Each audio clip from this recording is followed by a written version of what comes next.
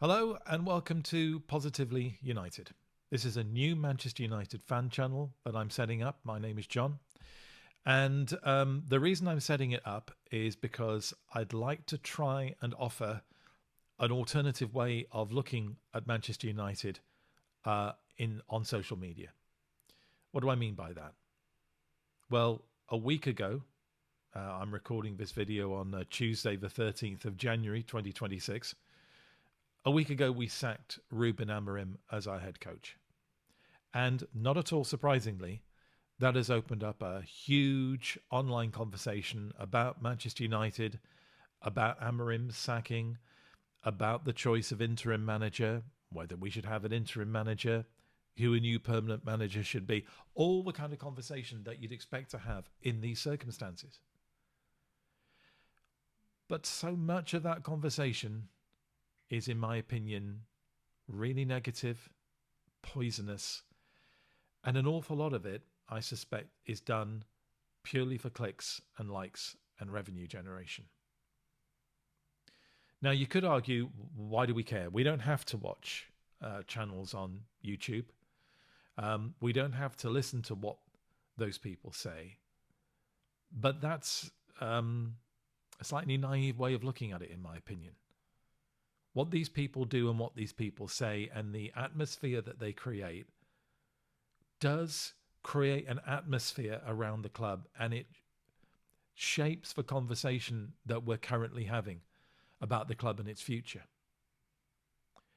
I've seen some YouTubers seriously say that Manchester United is finished as a club. Really? Seriously? Do you think Manchester United is finished as a club? Now, even allowing for clickbait hyperbole, that's a pretty dramatic thing to say. And those suggestions are not being instantly dismissed as they ought to be, as nonsense. They're hanging around in the air. They're determining to a certain extent the conversation we have about this club. I just think that's wrong. Or it's wrong in the sense that there seems to be more of that at the moment than sensible, rational discussion about the club. Now, there are some fantastic Manchester United YouTube channels, which I follow, watch every day, and thoroughly enjoy. And the people who have started those channels up and run them deserve an enormous amount of credit and respect. But there are others who just seem to pump out poison.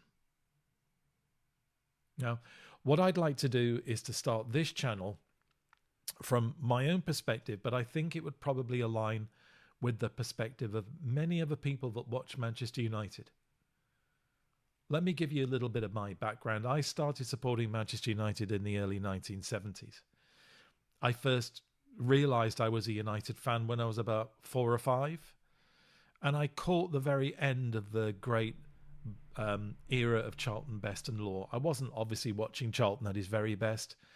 Dennis Law was still great, but was pretty much injured all the time. George Best was brilliant, but of course starting to go off the rails. That's how I started to get interested in Manchester United. That's the Manchester United that's the earliest of my football memories. But about 2 or 3 seasons in to supporting Manchester United, my team got relegated. Yeah, relegated to the then Division 1. From growing up thinking I was supporting the best team in the world, I ended up supporting a team that wasn't even playing in the first division. They were playing in the second division. But looking back at that, I think it gives you a certain perspective. It gives you the perspective that football is cyclical. There's nothing wrong with that. If the same team won every trophy every year, football would be dead. And yes, there are ups and downs in football. But I don't remember 50 years ago, as it was now, when Manchester United got relegated, that people were talking about it being the end of the club. In fact, for those of us who remember it, that season in the second division, season 74-75, was a joyous season. Tommy Docherty was our manager. We played a 4-4-2 or even a 4-2-4 with two wide touchline wingers. We played unbelievably exciting football. And the season that we got promoted and back into the first division, season 75-76, we played exactly the same sort of football and were a really close third to Liverpool, who won the first division that season. Tough times are not the end of a club. Tough times are when you show your love of the club. Now, that doesn't mean to say that you should be uncritical of what goes on at the club. I'd love to see the Glazers out.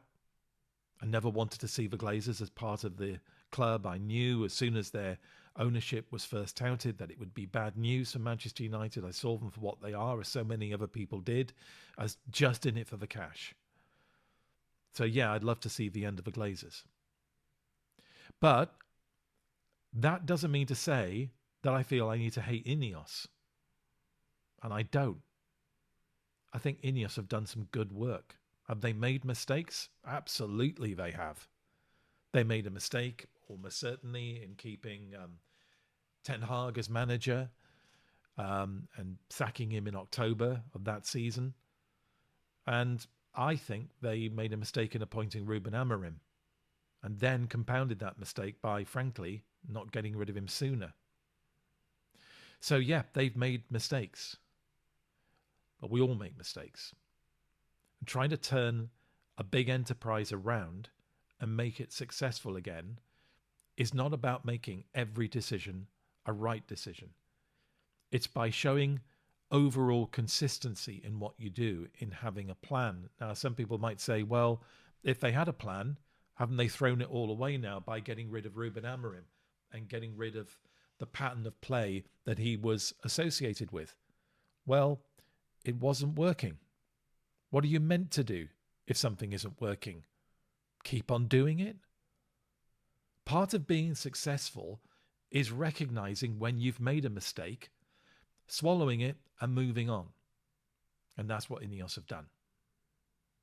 So I think it's time that we started to show a little bit of positivity about the rest of this season. We're not a million miles away from fourth place. In fact, we're a few points away from fourth place. And even if we don't get in the top four, there's that fifth place that would get us in the Europa Cup, in the Europa League, sorry. We cannot and should not give up on this season. That's what I mean about being positive. We must focus on doing what we can as a club and as supporters who can help the club to achieve the very best outcome out of this season.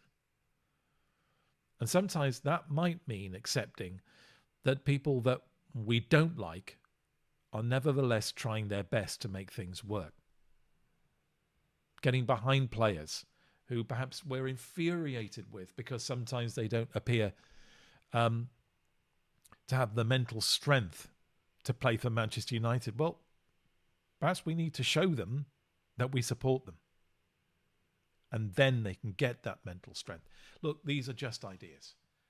But I wanted to set this channel up to give fans like me an output on YouTube and other forms of social media, which I'll mention later on.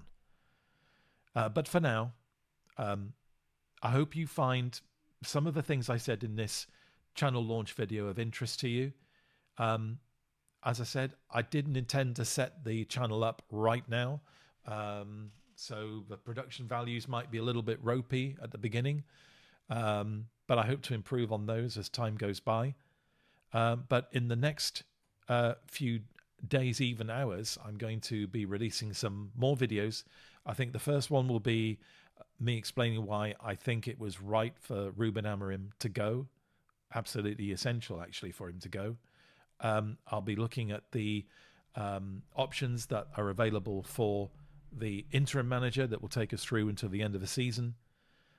Maybe have a look at some of the candidates for the permanent manager role or head coach role. And those will be coming out quite soon. And presumably very, very soon we'll be hearing who the new interim manager is. So no doubt I'll comment on that decision. But for now, if you're interested in the attitude of this channel, positive about United, not uncritical, but positive, then I urge you to like this video, click on subscribe. I'll try to get at least one 10-minute video out per day with my thoughts on what's happened with the club during that day. And if you want to support the channel, I've set up a coffee account.